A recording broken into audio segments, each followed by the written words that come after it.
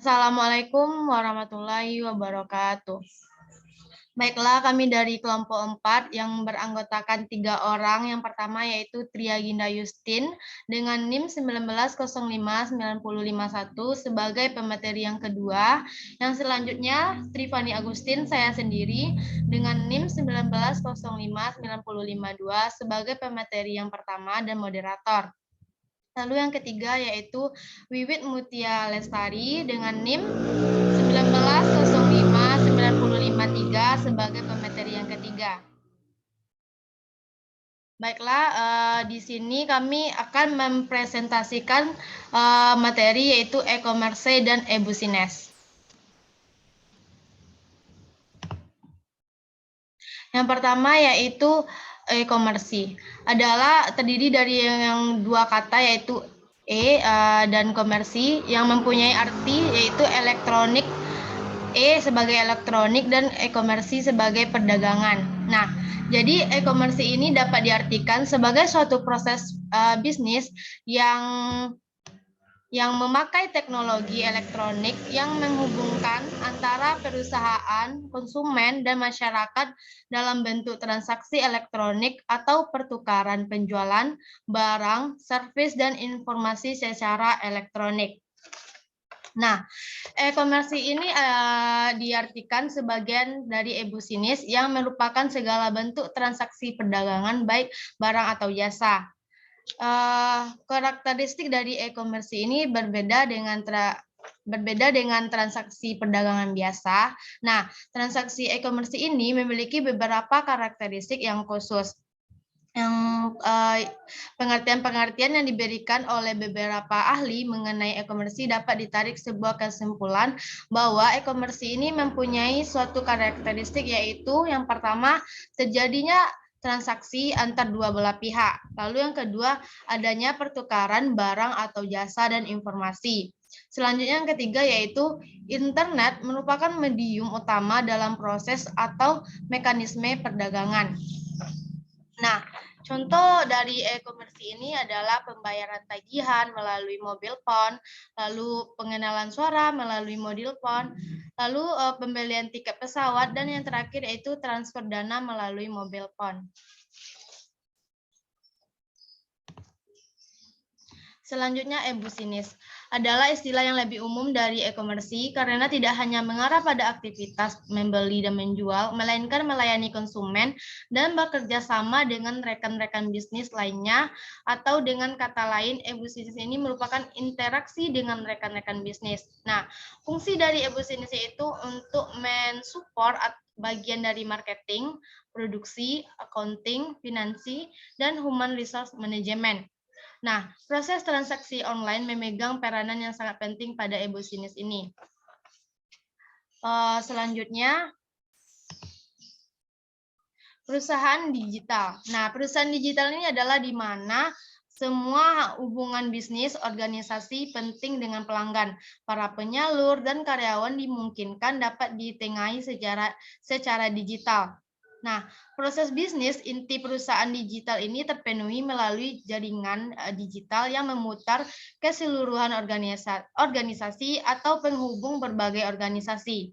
Lalu, proses bisnis ini mengacu pada cara yang unik di mana pekerjaan diorganisir, dikoordinir, dan dipusatkan untuk menghasilkan suatu produk yang berharga atau jasa pelayanan.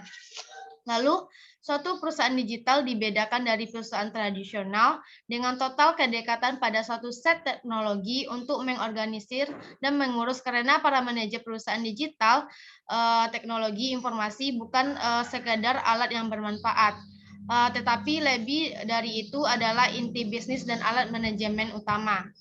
Selanjutnya ada 4 rantai pasokan yang menjadi perusahaan digital. Yang pertama yaitu pengelolaan rantai pasokan, yang kedua sistem pengeluaran dan pelanggan, lalu yang ketiga yaitu sistem perusahaan, dan yang terakhir yaitu sistem pengolahan dan pengetahuan. Nah, itulah materi dari saya yaitu mengenai e-business dan e-commerce dan lahirnya perusahaan digital. Selanjutnya materi yang selanjutnya oleh Triaginda Yustin, dipersilakan.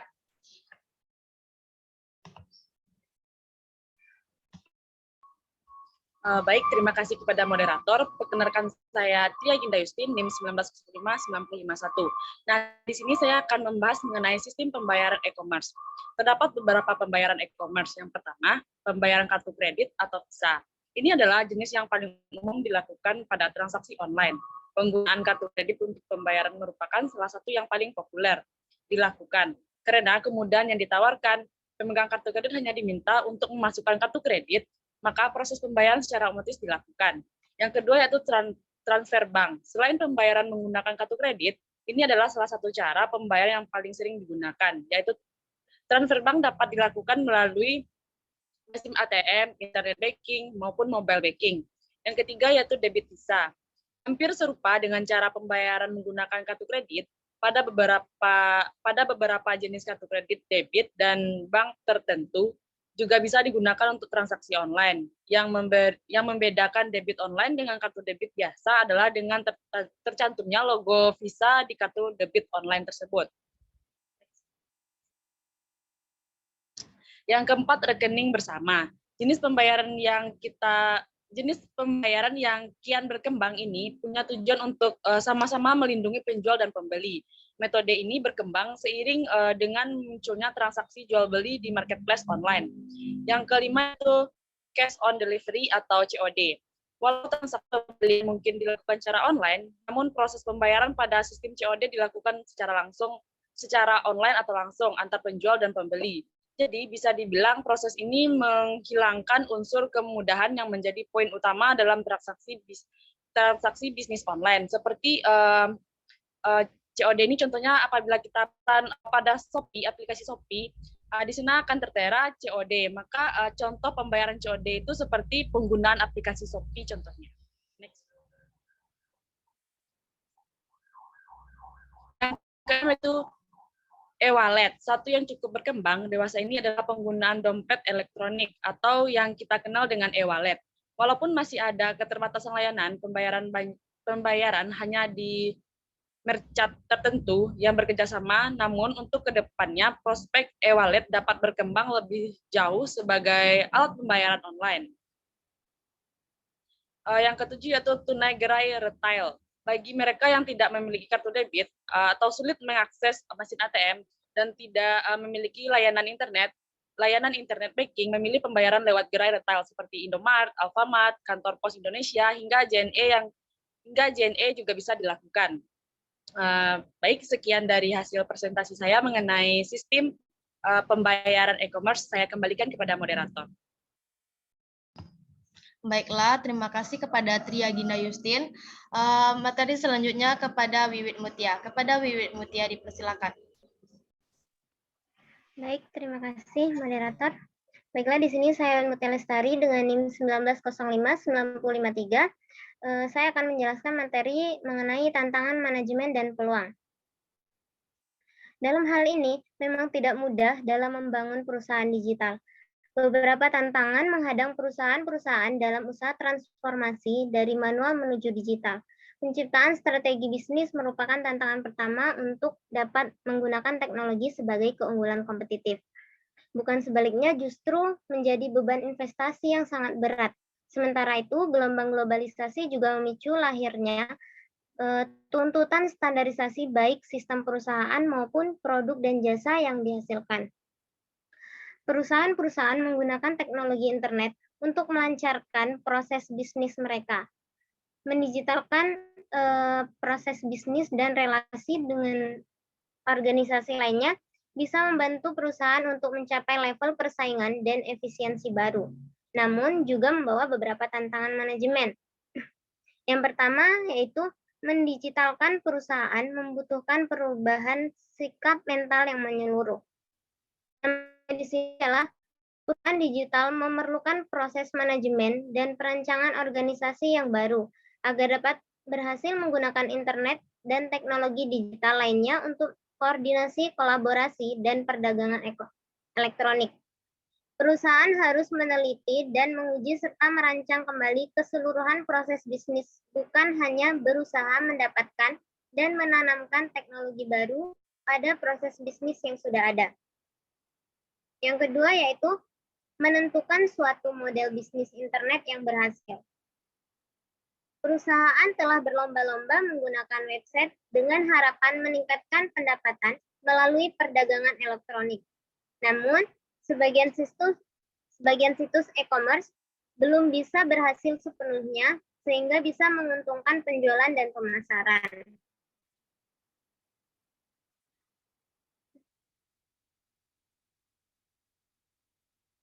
Selanjutnya, model-model bisnis yang belum terbuktikan. Model-model bisnis baru dan perencanaan nilai. Model bisnis adalah suatu abstraksi mengenai apa itu perusahaan dan cara perusahaan menyampaikan produk atau jasa, menunjukkan bagaimana perusahaan menciptakan kekayaan, tindakan, dan menangkap keuntungan dengan cara-cara yang baru, dengan menambahkan nilai-nilai lebih dari produk dan jasa yang ada. Selanjutnya, perubahan ekonomi informasi. Satu, biaya cari. Ialah waktu dan uang yang digunakan untuk mendapatkan produk yang sesuai dan menetapkan harga yang sesuai untuk produk tersebut. Yang kedua, asimetri informasi. Merupakan situasi di mana kekuatan penawaran relatif dari dua kelompok dalam suatu transaksi ditentukan oleh satu kelompok dalam transaksi yang memiliki lebih banyak pokok-pokok informasi transaksi daripada kelompok lainnya. Yang ketiga, kelengkapan. Merupakan ukuran untuk kedalaman dan perincian informasi yang bisa diberikan oleh bisnis kepada pelanggan dan informasi yang dikumpulkan bisnis mengenai pelanggannya.